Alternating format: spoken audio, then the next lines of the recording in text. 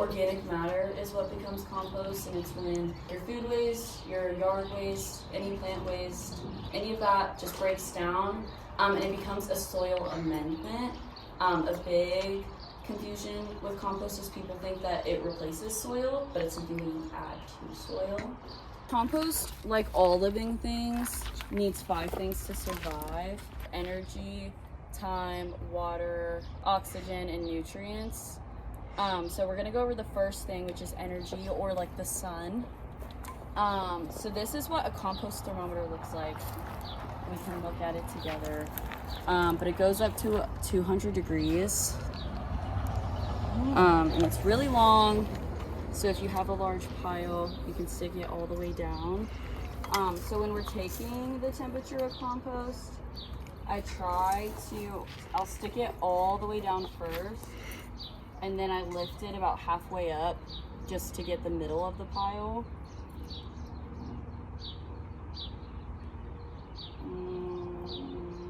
And this one says it's moving.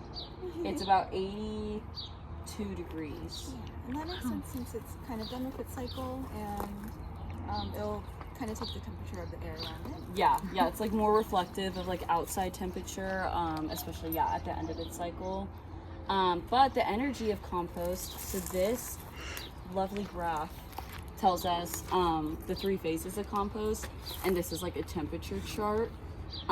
So energy in compost comes in the form of heat, and the temperature of a compost pile is an indicator of how far along or how the compost pile is doing, what stage it's in. So too little heat tells us that the microbes, so the microorganisms, that's what breaks down your food in compost. They might be lacking their necessities like oxygen or water, which comes from watering or turning your pile. And then if the heat is not distributed evenly in the pile, it just means you need to mix it up a little bit more. But it's best to take the temperature before we do any maintenance, just to get an accurate, like undisturbed reading of it. We'll go into the phases a little bit more when we talk about time for compost. But the 3 phases can be just the initiation phase, the high temperature phase, and the mature phase. This is when their temperature starts to rise because the microbes are working really hard breaking down all your food. It gets really hot. Then when it hits that peak, everything sterilizes, like seeds from weeds and seeds from other plants, all bad bacteria.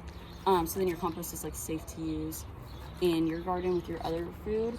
And in the mature phase, the temperature dies down, it loses its color, it loses its smell, and it turns more into like that dirt-like texture. In the summer, it takes anywhere from 3 to 5 months because there's a lot of heat and it helps that food break down a lot faster. But in the winter, it takes a little bit longer, and that would be anywhere from 4 to 6 months. And just to explain the 3 stages of compost a little better, the first phase, the initiation phase, is also called the mesophilic phase, and that's about 7 days or however long you're adding food to your compost pile.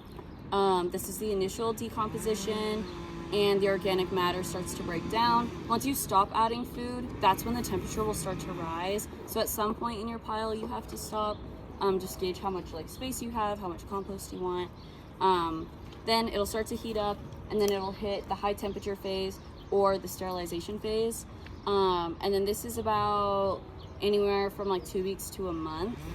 High temperatures will help break down like more complex food, bacteria, any seeds, anything else that's in your compost that you wouldn't want in your garden.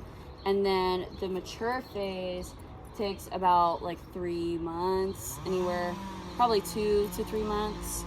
And that's when all the organic material like breaks down fully, the temperature cools down, it loses its color, it loses its smell, and that's how you'll know that your compost is ready.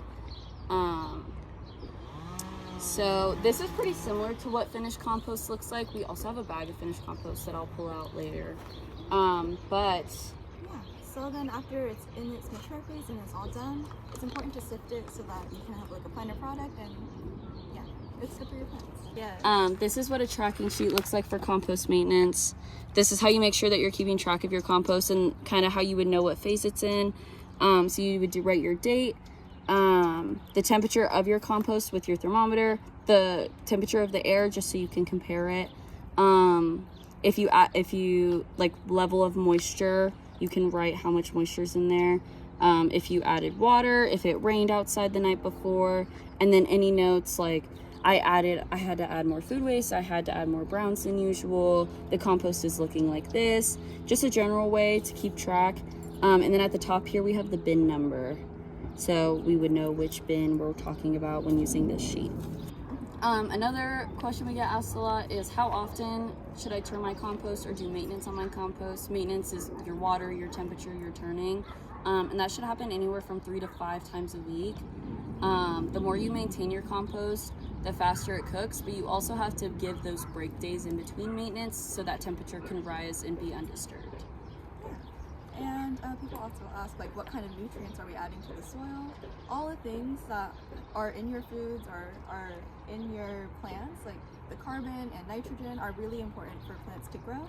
So, yes. In your compost, you maybe necessarily wouldn't see your microbes because they're like microorganisms. So they're super small, and all the things that are working to break down your food, you're not maybe going to see. But bugs are actually really good for compost. We have, this is going to sound a little gross maybe, but we have a lot of flies, some cockroaches, some spiders. Those all help break down your food waste and are actually really good. So as long as you're not scared of them, bugs are pretty good. You won't have any pests really, as long as you're watering and adding enough browns. We don't have really that many problems. We never see rats or rodents or pests. Javelina maybe, but just kind of like even if you keep your trash can outside, they come around. But as long as you're adding enough browns and maintaining the smell of your pile, you should not see too many pests. Okay, so for what you like, plants, weeds, things, yard scraps, stuff you're doing while you're gardening and you're pulling out of your garden bed, what of that is compostable? Our general rule of thumb is the plants should be completely dried out and dead before you can add it to your compost so that they can serve as a brown instead of a compost green. So these browns over here are a great example of what your plants should look like before you add them to your compost. Compost is mostly for fresh food waste. So if you want to put plants, yard waste, grass, things like that, make sure it's fully dead and dried out before you add it. Another question that people like to ask a lot is like poop, animal poop, chicken bedding, waste like that. We try to avoid that in compost just because some systems can handle it, but unless you're ready to do a lot of E. coli testing and food safety testing, that's something we try to steer clear of. It's just hard to maintain. And then what are the benefits of adding compost to soil? So again, compost is a soil amendment. It does not replace dirt, but it helps add more nutrients. It makes your plants grow bigger, stronger, healthier, also faster. Also, compost helps with water retention, so it'll help that water maintain in the soil, which also helps save water. And then decaying food. So usually we emit like greenhouse gas emissions, right? That's like CO2. But food waste, when it's sitting in a landfill, produces methane, which is 36 times more potent than carbon. So you're also reducing your greenhouse gas emissions by getting rid of your food waste or putting your food waste somewhere. Ideally, the goal is to have no food waste, but we all do it. So you might as well do something with your food waste instead of just throwing it away.